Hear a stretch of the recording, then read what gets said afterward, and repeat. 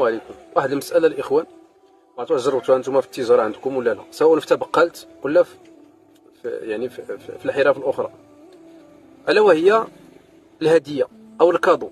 مره كتعطي للكليان واحد الكويدو اللي هو رمزي، ماشي غالي في الثمن، انما هو كيكون رمزي.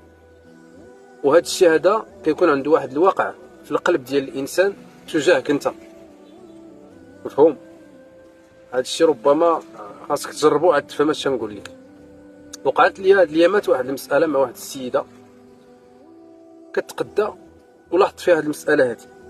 اي حاجه خدتها كنقول لها الثمن وكتوا بزاف، واخا تقول لي اي ثمن المهم خصها توا معاك ولا بد.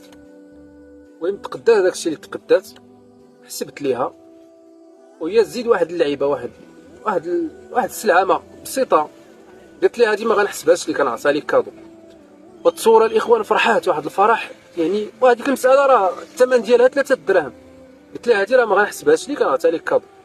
تصوروا معايا من بعد هذا الكادو. المهم كانت غتمشي من بعد هذه القضيه ديال هذا الكادو اللي عطيتها، انا عطيتها بالنيه ديالي الحسنه يعني، قلت لها هكا هذه ما كايناش نحسبوها يعني 3 دراهم، قلت لها هذه غادي نعطي. قالت لي هذه بشحال؟ قلت لها هذه غير خذيها كادو من عندي ماشي مشكل.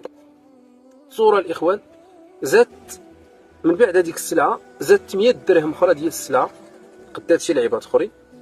تصوروا معايا ما تواتش معايا في هذوك اللعيبات الاخرين اللي زادت، هذيك 100 درهم كلها اللي زادت ديال السلعه ما تواتش ولا في حاجه.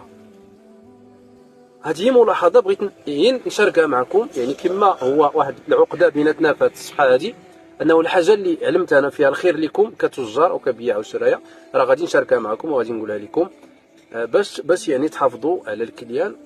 ماشي بالضروري انك تكري، او ماشي بالضروره انك تكري ديال الكليان باش تحافظ عليه، راه كاين طرق اخرى وكثيره اللي غادي يجمع بينك وبين هذا الكليان في واحد العلاقه كتجاوز البيع والشراء.